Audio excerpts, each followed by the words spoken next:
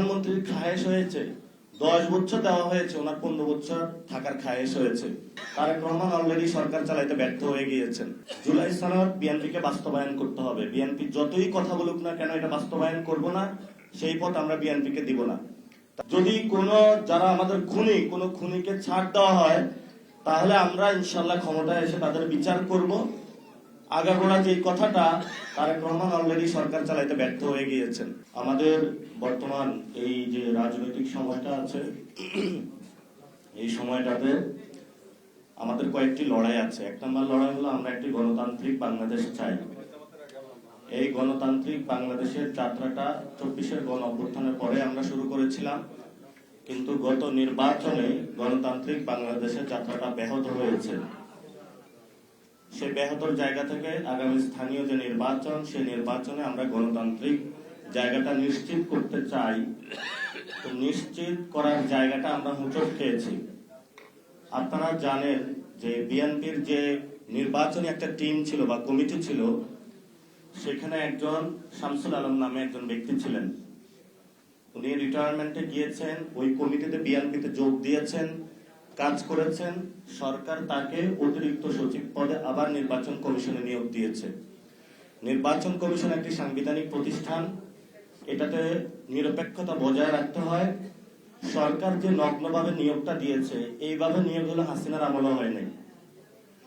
এবং সরকার চিন্তা করছে যে 3 বছর পরে অথবা 5 ইয়ার্স পরে যে ইলেকশনটা হবে, সেই ইলেকশনের জন্য তাকে প্রস্তুত করা হচ্ছে। উনি ওই সময় যাতে সচিব থেকে একটা নগ্ন হস্তক্ষেপের মাধ্যমে আরেকটা হলো আমি নির্বাচন করতে পারে। ফলত গত 17 বছর তারা যেই গণতন্ত্রের কথাটা মুখে উচ্চারণ করেছে, এটা একটা ভুয়া জিনিস ছিল। তারা বাংলাদেশে গণতন্ত্র চায় না, তারা একনায়কতন্ত্র চায় এবং একটা ফেসিবাদী কাঠামোর মধ্যে থাকতে চায়। দ্বিতীয়ত যে বিষয়টা, আমরা এই সংসদে শুরুতেই বলেছিলাম চুপ্পুকে বাদ দেওয়ার জন্য, কিন্তু তারা দেয়নি। 5 মাস পরে এখন কথা হচ্ছে, তাহলে তারা চিন্তা করছে নেক্সট যে ইলেকশনটা হবে, সেই ইলেকশনের জায়গায় নির্বাচন কমিশনে যাদের নিয়োগ মেলা বিধান অনুযায়ী সেখানে রাষ্ট্রপতির জায়গাটা থাকে। আবার যদি আমরা আমাদের জুলাই সনদ বাস্তবায়ন হয়, সেখানেও রাষ্ট্রপতির হলে ভোটিং পাওয়ার আছে। ফলত নিজেদের ভোটিং পাওয়ারটা নিশ্চিত করার জন্য একজন দলীয় রাষ্ট্রপতিকে তারা বিবেচনা করছে। রাষ্ট্রপতির ভবন বা রাষ্ট্রপতি বাংলাদেশে দলীয় হওয়া উচিত না।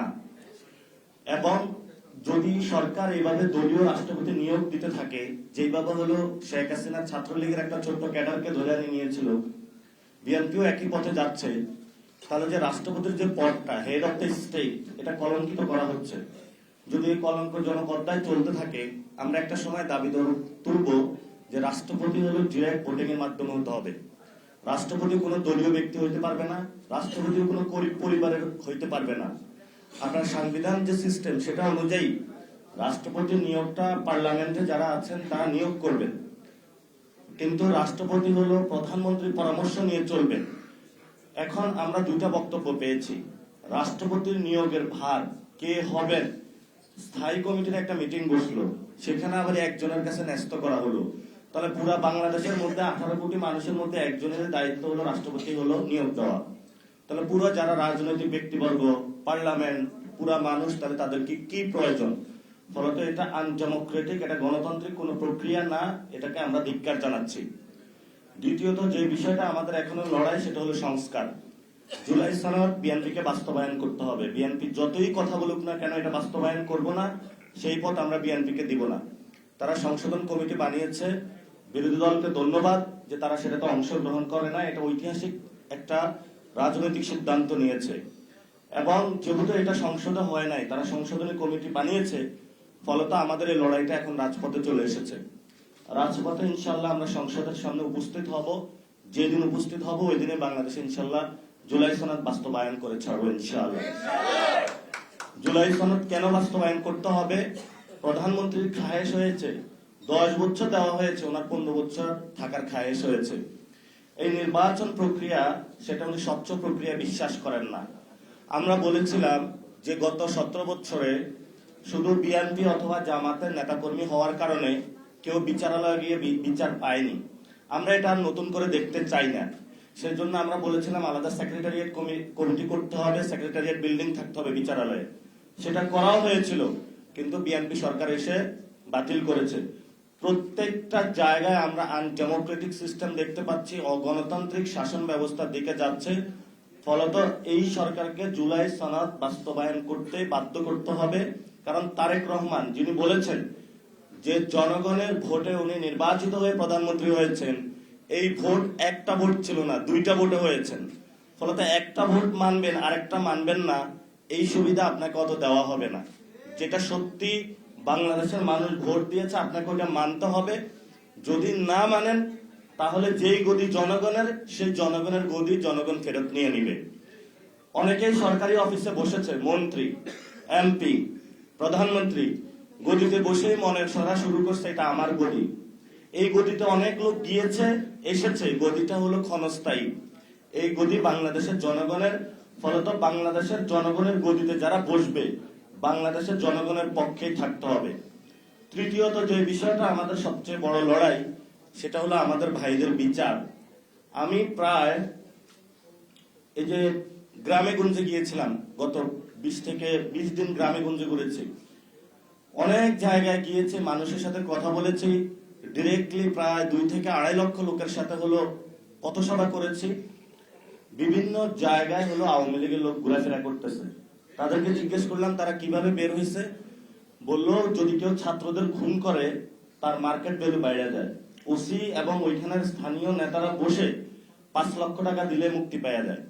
ওসির রুমে বসে ওই দলের নেতা এবং ওসি বৈশা, ওসি বলে 2 লাখ টাকা রাখি, ওই নেতা নেয় 3 লাখ টাকা, বলছে তারা ছেড়ে দেন। এরকম পুরা বাংলাদেশে যারা আমাদেরকে খুন করেছিল, খুনের মহাযজ্ঞ চালিয়েছিল, তাদেরকে হলো মুক্তি দেওয়া হয়েছে। এবং তারা এলাকায় গিয়ে যারা রাজপথে নেমেছিল তাদেরকে ধমক দিচ্ছে, তাদের ফ্যামিলিকে ধমক দিচ্ছে, তাদের ঘর বাড়ি জ্বালিয়ে দিচ্ছে। আর যারা সিনিয়র নেতৃবৃন্দ তাদের তো কথা বাদে দিলাম।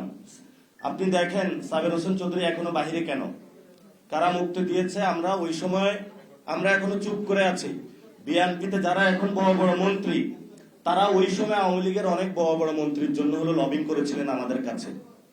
তো ইতিহাস থেকে যদি শিক্ষা না নেন, আমরা সেই সময় বলেছিলাম 1 টাকাও ছাড় দেওয়া যাবে না। যদি কোনো যারা আমাদের খুনি, কোনো খুনিকে ছাড় দেওয়া হয়, তাহলে আমরা ইনশাল্লাহ ক্ষমতায় এসে তাদের বিচার করব। আগাগোড়া যে কথাটা, তারেক রহমান অলরেডি সরকার চালাইতে ব্যর্থ হয়ে গিয়েছেন। ঘরে গ্যাস নাই, বিদ্যুৎ নাই, জ্বালানি সংকট শুরু হয়েছে, ব্যাংকে টাকা নাই, দলীয় সন্ত্রাস চলতেছে পুরা দেশের মধ্যে। ওইদিকে মোদি যেভাবে কথা বলেন সেইভাবে হলো বাংলাদেশে কথার প্রতিধ্বনি ফেরত পাচ্ছি। অনেকেই বলেন যে দেশে নাকি ফেসিবাদী আসা শুরু করেছে, আবারই কেউ কেউ বলেন 5 মাসে আসে কিভাবে। ফেসিবাদী তো আসে নাই, ফেসিবাদ তো আগে রয়েছে, সেটার উপরে তারেক রহমান বসেছেন। আগে এই ফেসিবাদের চেয়ারে শেখ হাসিনা ছিলেন, কথা ছিল ফেসিবাদের চেহারাটা বাদ যাবে, চেয়ারও বাদ যাবে, সিস্টেমটা পরিবর্তন হয়ে গণতান্ত্রিক হবে। তারেক রহমান ওই পথে গেলেন না, গেলেন সন্ত্রাসের পথে। সন্ত্রাসের জন্য বাংলাদেশ প্রস্তুত না। ইনশাআল্লাহ সন্ত্রাসের বিরুদ্ধে দাঁড়াবো, যুদ্ধ করব, দুইটা হয়, জেলে যাব বা কবরে যাব, কিন্তু কারোর সাথে নেগোসিয়েটও হবে না, কারোর সামনে মাথা নত হবে না। এটা আজাদির বাংলাদেশ।